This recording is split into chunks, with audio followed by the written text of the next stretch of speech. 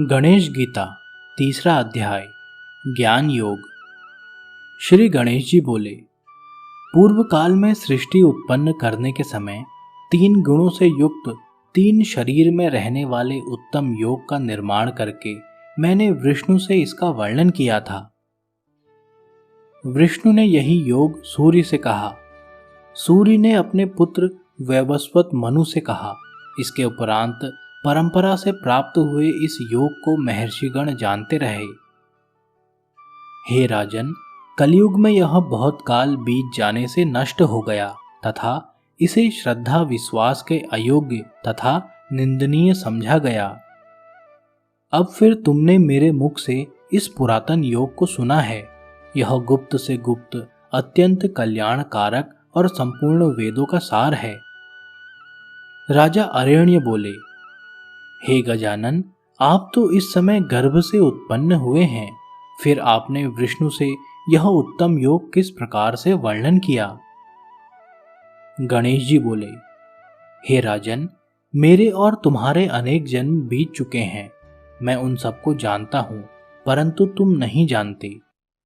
हे महाबाहो, मुझसे ही विष्णु आदि देवता उत्पन्न हुए हैं और युग युग में प्रलय के समय मुझ में ही लय हो जाते हैं।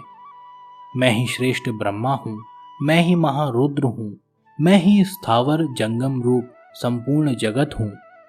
मैं अजन्मा अविनाशी तथा सभी जीवों का आत्मा अनादि ईश्वर हूँ और त्रिगुणात्मक माया में स्थित होकर मैं ही अनेक अवतार धारण करता हूँ। जिस समय अधर्म की वृद्धि और धर्म की हानि होती है, उस समय साधुओं की रक्षा और दुष्टों को मारने के लिए मैं अवतार लेता हूं। मैं अधर्म के समूह को नष्ट कर धर्म का स्थापन करता हूं और अनेक प्रकार की लीला कर आनंद से दुष्टों तथा दैत्यों का वध करता हूं। अनेक रूप धारण कर मैं वर्ण, आश्रम, मुनि और साधुओं का पालन करता हूं। इस प्रकार से जो युग युग में मेरी दिव्य विभूति को, मेरे कर्म, वीर्य और रूप को जानता है तथा अहंकार और ममता बुद्धि का त्याग कर देता है, वह मुक्त हो जाता है। इच्छा रहित, निर्भय, क्रोधहीन, मुझ में ही आश्रित, मेरी ही उपासना करने वाले विज्ञान और तपस्या से शुद्ध होकर अनेक प्राणी मुझको प्राप्त हो गए हैं। श्रेष्ठ जन जिस जिस भाव से मेरा सेवन करते हैं, मैं अविश्वर उनको वैसा फल निश्चय ही देता हूं। हे राजन, जिस प्रकार से दूसरे लोग भी मेरे अनुयायी हो जाएं, इसी प्रकार का व्यवहार वे अपने तथा दूसरे मनुष्यों में करते हैं। जो कर्मों के फल प्राप्त होने की इच्छा से देव उपासना करते हैं, उन कर्मों के अनुसार उनको शीघ्र सिद्धि प्राप्त होती है। हे पाप रहित, मृत्युलोक में मैंने चारों वर्णों को सतत्व, रज, तम इन गुणों से और कर्मों के अंश से उत्पन्न किया है। यद्यपि मैं इनका करता हूं, परंतु पंडित जन मुझे अकर्ता जानते हैं। वे मुझे अनादि, ईश्वर, नित्य और कर्मों के गुणों से अलिप्त मानते हैं। जो मुझे इच्छा रहित जानता है, उसको कर्म बंधन नहीं होता। ऐसा जानकर पूर्व में मुमुक्षु जन कर्म करते थे। वासना, जो कि संसार का मूल और दृढ़ कारण है और वही अज्ञान का बंधन है, इसे जानकर प्राणी सबसे मुक्त हो जाता है। क्या कर्म है और क्या अकर्म है, यह मैं अब तुमसे कहता हूं। इसके जानने में बुद्धिमान ऋषिगण भी मोह को प्राप्त होकर मौन रह गए हैं। हे प्रिय, कर्म, अकर्म और विकर्म का तत्व मुक्ति की इच्छा करने वालों को जानना आवश्यक है। वे तीनों ही कर्म हैं, इनकी गति जानना महाकठिन है। क्रिया में अक्रिया का ज्ञान और अक्रिया में क्रिया की बुद्धि जिसकी होती है, वही इस लोक में सभी कर्मों का करने वाला होकर भी मुक्त हो जाता है। जो कर्मों के अंकुर से रहित अर्थात संकल्प और कामना रहित कर्म करते हैं, तत्व के जानने से उस बुद्धिमान की सारी क्रियाएं दग्ध हो जाती हैं, ऐसा पंडित जन कहते हैं। जो फल की इच्छा को छोड़कर साधनहीन होकर भी सदा तृप्त रहते हैं, यदि वे कर्म करने में लगे हों तो भी वे कुछ नहीं करते हैं। जो इच्छा रहित, आत्मजित एवं संपूर्ण परिग्रह का परित्याग किए हैं, ऐसे प्राणी यदि घर में रहकर कर्म भी करें तो उन्हें कुछ पातक नहीं लगता। जो द्वंद्व और ईर्ष्याहीन होकर सिद्धि असिद्धि में समान दृष्टि रखते हुए जो कुछ प्राप्ति हो उसी में संतुष्ट रहते हैं, ऐसे प्राणी कर्म करते हुए भी लिप्त नहीं होते। संपूर्ण विषयों से मुक्त और ज्ञान विज्ञान युक्त प्राणी के सारे कर्म यज्ञ ही हैं और उसकी सारी क्रियाएं विलीन हो जाती हैं। अग्नि, होम का द्रव्य, हवन करने वाले और जो आहुति मुझे अर्पण की जाती है वह सब मैं ही हूँ। इसे ब्रह्म स्वरूप से देखकर जो हवन करता है वह ब्रह्म को ही प्राप्त होता है, क्योंकि वह ब्रह्म में ही लगा है। कोई योगी देव यजन को यज्ञ कहते हैं, दूसरे ब्रह्म रूप अग्नि में यज्ञ करने को यज्ञ मानते हैं।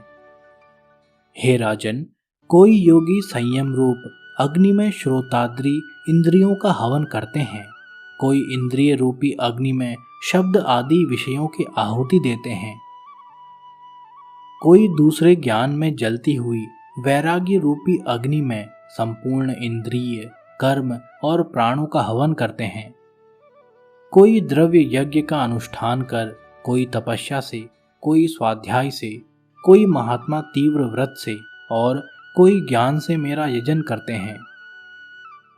जो पूरक से प्राणवायु में अपान को और रेचक से प्राण का अपान में हवन करते हैं और कुंभक के अनुष्ठान से प्राणापान की गति को रोक लेते हैं, वे प्राणायाम में परायण होते हैं।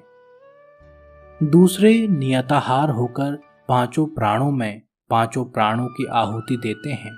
इस प्रकार अनेक प्रकार के यज्ञों में निरत योगी यज्ञ द्वारा पापों का नाश करते हैं। अन्य दूसरे नित्य ही यज्ञ से बचे अमृत पदार्थ का भोजन कर नित्य ब्रह्म को प्राप्त होते हैं। यज्ञ न करने वालों को तो यह लोक भी नहीं मिलता, परलोक कहाँ मिलेगा। हे राजन, वेदों में मन, वचन, कर्म के बहुत प्रकार से यज्ञ वर्णित हैं। उन्हें पूर्णतया जानकर तुम सारे बंधनों से मुक्त हो जाओगे।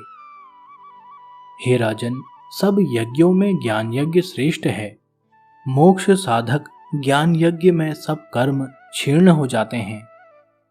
हे पुरुष श्रेष्ठ, उस ज्ञान यज्ञ को सत्पुरुषों की सेवा और प्रश्न से प्राप्त करो। तत्व को जानने वाले ज्ञानी जन तुम्हें बड़ी प्रसन्नता से उसको कहेंगे। जो मनुष्य अनेक प्रकार की संगति करता है पर किसी साधु की संगति नहीं करता, वह संसार में बंधन को प्राप्त होता है। सत्संग से गुणों की प्राप्ति और आपदा का नाश होता है तथा लोक और परलोक में अपना कल्याण प्राप्त होता है। हे राजन, अन्य सब तो सुलभ है, परंतु सत्संग बड़ा दुर्लभ है। जिसके जानने से फिर संसार के बंधन में नहीं आना होता, उसे जानना आवश्यक है। सत्संग से ज्ञान मिलने पर यह सब प्राणियों को अपने में ही देखता है। इससे अतिपापी प्राणी भी मुक्त हो जाता है। जिस प्रकार से प्रचंड जलती अग्नि सबको क्षण में भस्म कर देती है, इसी प्रकार ज्ञान अग्नि में पाप पुण्य दोनों प्रकार के कर्म सद्यः नष्ट हो जाते हैं। हे राजन, ज्ञान के समान और कोई वस्तु पवित्र नहीं है। योग सिद्ध महात्मा उस ज्ञान को यथासमय स्वयं ही प्राप्त करते हैं। इंद्रियों को वश में करने वाला भक्तिमान तत्पर पुरुष ही ज्ञान को प्राप्त कर सकता है और ज्ञान प्राप्त होने से थोड़े समय में ही वह मुक्ति को प्राप्त हो जाता है। जो भक्तिहीन, श्रद्धा रहित और सर्वत्र संदिग्ध चित्त वाला है, उसे कल्याण की प्राप्ति नहीं होती, न ज्ञान होता है तथा उसका इहलोक और परलोक दोनों नष्ट हो जाते हैं। हे राजन, जो आत्मज्ञान में रत है, जिन्होंने ज्ञान से सभी संदेह दूर कर लिए हैं तथा योग में स्थित होकर जिनके कर्म क्षीण हो गए हैं, वे बंधन में नहीं पड़ते। इस कारण ज्ञान रूपी खड्ग से मन के अज्ञान तथा संशय को बलपूर्वक काटकर मनुष्य को योग का आश्रय लेना उचित है।